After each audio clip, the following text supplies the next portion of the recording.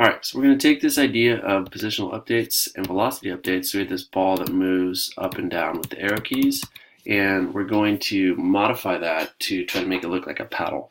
And so our trick with the paddle is to basically draw a thick line where we move one center point.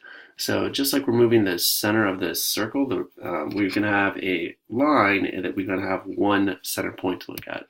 So we're going to try to create this. And I'm going to say, I'm going to make a paddle, I'm going to make a position paddle left, I'm going to hit Y. And that's going to be something like, we'll do the height divided by 2. And then the paddle left X equals, we're going to set it to be the width. It wants to be on the left side, so let's just say like 20 pixels. And what we want to do is we want to draw a line. So we're going to put a comment in and draw left paddle. All right, so we got to figure out how we do that. We're going to go to the documentation and we're going to look in our graphics module. And from there, we're going to look at how to draw a line. So we're going to look at the canvas and we're going to draw a line. And we're just going to take this piece and put it in and see what happens. All right, so canvas, draw a line, it should be there. Let's see where it goes. And there's my line. All right, so again, making small changes and adjusting it is always going to be your easiest way to do this, and go from there. So let's see, what I want to do here is these are my coordinates. So I wanted to tie that to my values that I had at the top. So I said paddle, left, my X value, it's going to have the same left X. So paddle left X. Let's see what that looks like. Right, so now it's vertical, that's great. Now this is the key part. What I want to do is I want to tie it to the paddle left Y. And I want to tie this to the paddle left Y. But we can see, right, if I do that and I go from the same point, I have nothing. I haven't drawn, I haven't given it any height. So what I really need to do is add some paddle height. So let's just say paddle height. And let's make it 80. All right. So what I want to do to make this one start at the top is subtract 0.5 times the paddle height. So that should be 40. Now, just a word of warning, if you do 1 divided by 2 here, remember 1 and 2 are ints, and that will be 0, and you're going to have the same problem that you had before. So did I call it paddle height? I did. And then this one, we want to add 0.5 times the paddle height. All right. So we should have gone up and down from some center point, paddle left Y. Now that seems maybe overly complicated, but there we go. We have a paddle. The advantage to this is twofold. One is I only have to move the center point and then the whole thing will shift because they're both the top and the bottom are tied to that center point. The other thing is as we start to get close to a collision, we can determine the distance via the center point here. So that center point will be much easier. If we only know where the top or the bottom is, a collision becomes much, much harder to actually detect. So let's see if we can get the paddle to move. So what we should be able to do is basically give it a velocity. So let's say paddle left vel is 0.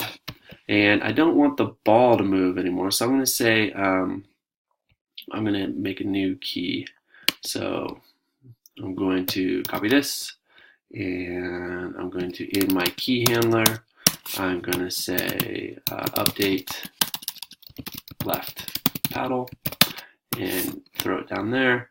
And I'm going to use the W and the S keys. So if it's W, S, and instead of changing this, I'm going to say paddle left vel.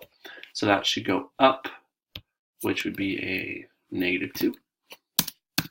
And then paddle left vel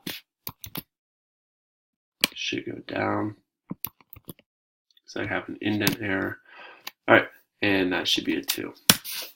All right. So that's going to register my keys. I need to, again, make a global change to paddle left. Well, if I don't, then I'll just make a local variable here. It won't go anywhere. That's the key down. The key up, again, just like we did before, I'm going to copy this so I can turn off my velocities. All right, so they just become 0. They just become 0. And I make a global change to paddle left. Velocity. All right, and let's run it and see what happens. All right, so I'm typing the WS key. You can see they're not moving. So what we haven't done, even though we've had our velocities, right, and we're changing them with the keys, is we've never actually added it to the position of the paddle. So what we're going to do is we're going to update the Y position. So all we have to do, hopefully, is say this: paddle left Y.